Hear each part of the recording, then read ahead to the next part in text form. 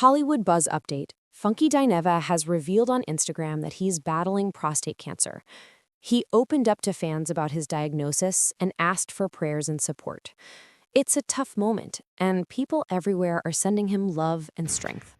All right, guys, so I just got back from the urologist, and let me preface with I'm sharing this information for educational purposes and not for sympathy, but I have stage 1 prostate cancer.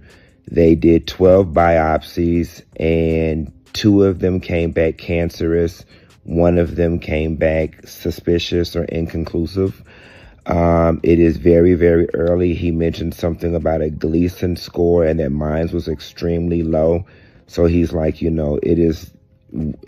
caught it at the earliest of early phases, which is a good thing. He's going to send off my, blood work or biopsies to do some genetic testing on it to determine if it's a slow-growing cancer or a fast-growing cancer, so we can then begin to explore what our treatment options were.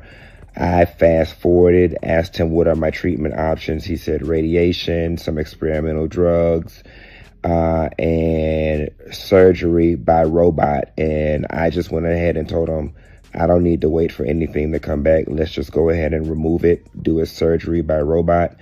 And I have an appointment on December 8th with the robot doctor to set up surgery to get it removed.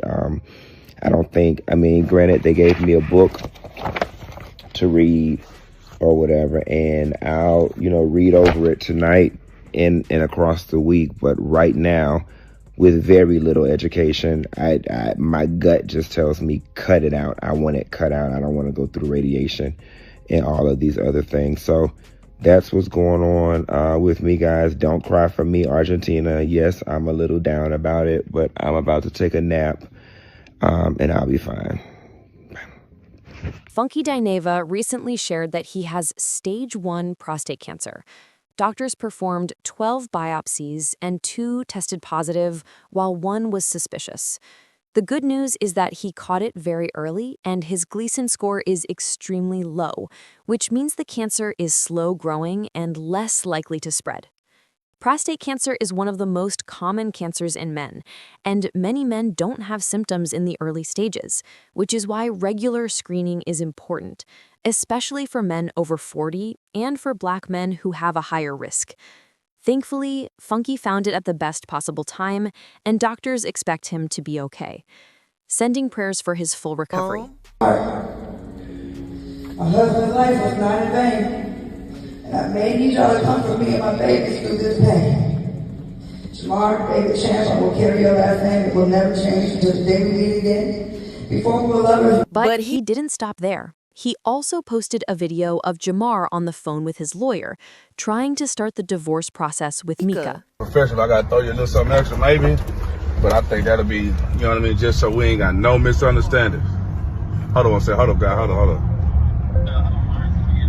Yeah, that's what I'm saying. And now Mika's allegedly sending people after him because he said out-of-towners are calling and threatening him. He posted, "Y'all know who my little bro called when it was smoke, right? I dare any of y'all to come to my city over this 304. And as of now, they're still arguing online. But what do you guys think? Was Mika chasing clout off her husband's death, or was she just grieving in her own way? And was the brother wrong for calling her out? Let me know your thoughts in the comments. That's all for now, and I'll talk to you later. As many of you may know, Masika Kalysha's husband, Jamar Champ, recently passed away from a car accident. If you don't know, Masika was a former cast member on Love and Hip Hop LA. Masika has recently posted pictures from Jamar Champ's celebration of life, his funeral, and it has the internet talking because people are saying this is attention seeking. Now, these pictures did throw me off guard, but then I thought, who am I to tell her how to grieve? We all know that Masika is very, very dramatic. A lot of people feel like she set up a photo shoot to be at the funeral or hired a photographer to be at the funeral, which a lot of people do hire photographers, okay? But they're feeling like these shots are intentional. I don't know if they are. I don't know how to tell somebody how to grieve their husband. I don't know. I'm conflicted. Now, this is a bit much for me. Like, personally, I would not post these pictures online, right? For people to talk and chatter and this and that. But also, I've never lost a husband. I may want everybody to see me grieving. I may want people to feel my pain. Who knows? Honestly, I feel bad for the kids. I feel bad for her. Just when you finally feel like you got somebody to love you, no matter if y'all going through, ups and downs, tough situations, then to lose them is tough. So my heart goes out to her. But what do y'all feel about these pictures?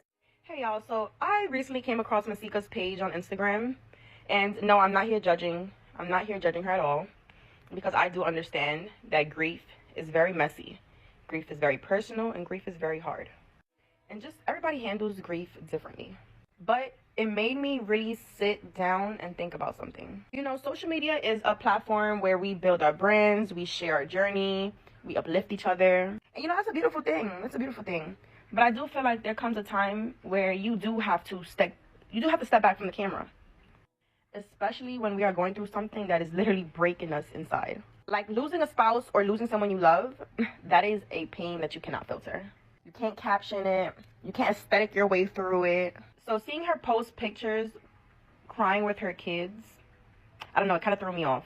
Not in a she's wrong way, but more like a damn, like this world, this life really pushes you to be present publicly, even through your darkest moments. Like, I don't know, like, are we really healing? Are we really trying to heal? Are we trying to perform the healing? Like, I don't know. I just feel like some people do deserve privacy. And not necessarily because other people can't relate, but it's like your heart, y'all need time. Y'all need time away. Y'all just need that space, that moment that the internet can't give you to really just be one or just be alone with yourself. This is my opinion, I could be tripping, but, does anybody else feel like this? I don't know.